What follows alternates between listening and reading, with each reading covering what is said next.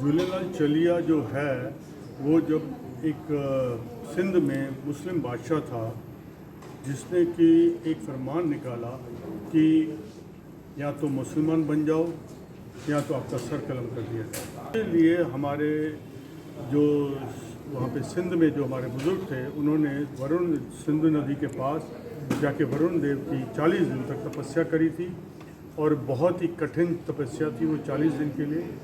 41वें दिन उन्होंने अवतार दिया, आकाशवाणी हुई और प्रकट हुए वरुण देव। उन्होंने बोला कि मैं चैत्र नवरात्रि में माता देव की रितन राय के यहाँ जन्म लूँगा नसरपुर में। उन्होंने वहाँ पे जन्म लिया और उन्होंने वहाँ पे अपने करिश्मे दिखा के और ऐसे ऐसे करिश्मे दिखाए कि जो मिरिक शाह था उसको नतमस्तक होना पड़ा उनके आगे और उसने बोला कि मैं वही करूँगा जो आपने बोला, मैं किसी के ऊपर ज़बरदस्ती नहीं करूँगा और सबको जो भी जिस धर्म में पैदा हुआ है वो उसी धर्म को फॉलो करे। भगवान झूलेलाल ने उसको एक संदेश दिया कि तू जो भी जिस धर्म में पैदा हुआ है सारे धर्म एक है, सब भगवान एक है कि या तो सारे मुसलमान बन जाओ वरना आपका सर कलम कर दिया जाएगा। 7 बजे शोभा यात्रा निकलेगी, वो घंटे डेढ़ की रहती है।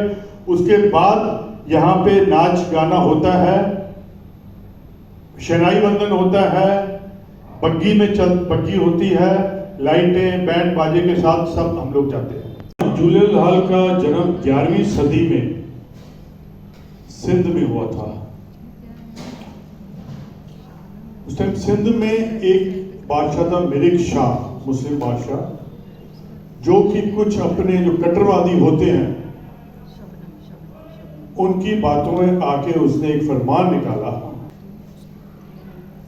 और उसने 2-4 कुछ लोगों को जबरदस्ती करा भी, कुछ की हत्याएं करी तो लोग घबरा गए। सिंधी शांत स्वभाव तो है पर अपनी पे आए तो बहुत कुछ कर सकते हैं। सादा बिल्कुल भोजन करना और जमीन पर सोना। कैंसर को लेके, कोई गायनी को लेके, कोई हार्ट को लेके, किसी भी संजन पे वो हेल्थ टॉपिक होगी। और दूसरा, जैसे अभी बीच में एक 28 तारीख को एक कैंप भी लग रहा है, हेल्थ कैंप,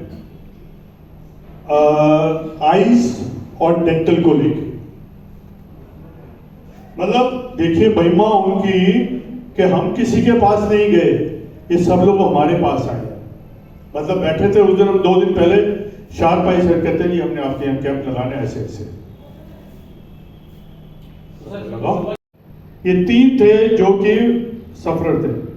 पंजाब को पंजाबी पंजाबियों को पंजाब मिल गया, बंगाल को बंगाल है, सिंधियों को क्या मिला? कुछ भी नहीं, कुछ भी नहीं।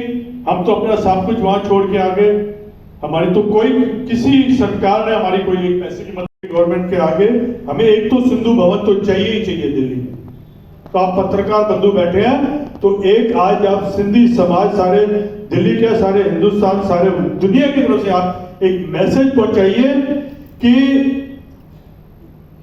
दिल्ली में तो है, हम लोग सारे हिंदुस्तान में, सारे वर्ल्ड में है, लोग आते हैं, हम पूछते हैं सिंधियों का क्या है, तो हमें एक सिंधु भवन चाहिए। हमें जगह दें, उसको डेवलप हम अपने आप करेंगे, हम इतने सक्षम हैं। हमें सेंटर में एक बढ़िया सी जगह दें। अब तो कितनी बिल्डिंगें खाली होंगी, कब जब से ये विस्ता बनेगा। कब 7 बजे हमारा शुरुआत होती है भजन कीर्तन की और हम टाइम के बड़े पाबंद हैं।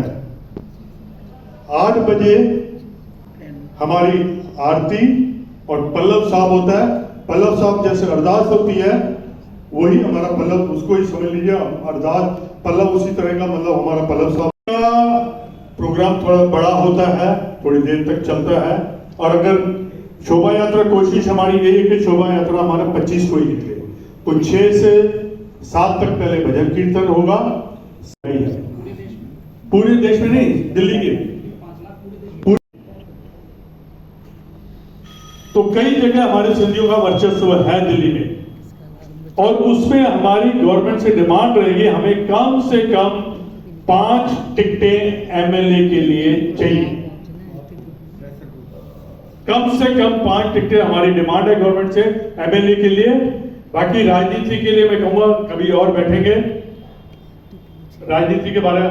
हाँ जी सर होती है ना, करवा चौथ तो वैसे ही है।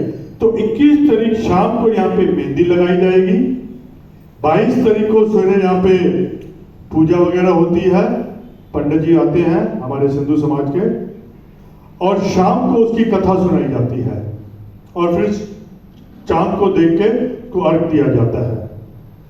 तो एक तो ये प्रोग्राम है। और फिर 25 तारीख को थदड़ी है। थदड़ी उसको कहते हैं शीतला माता की पूजा करी जाती है। जैसे पुराने जमाने में आपको पता है चेचक और ये बहुत बीमारियां होती थी, तो उनके गले माता की पूजा करी जाती थी। तो वही है। तो उस दिन सब लोग हम लोग जो है ठंडा खाना खाते हैं। एक दिन पहले भोजन बना दिया जाता है और अगले दिन वो ग्रहण करा जाता है। तो उसकी भी पूजा होगी 25 तारीख को। फिर 26 तारीख को जन्माष्टमी है और वो जन्माष्टमी का भी काफी भव्य प्रोग्राम होगा यहाँ पे। और उसके जैसे प्रोग्राम तो यहाँ पे अब तो लगातार ही रहेंगे। उसके बाद गणपति आ जाएगा। तो उसके मैं शॉर्ट में बताऊंगा तो उसके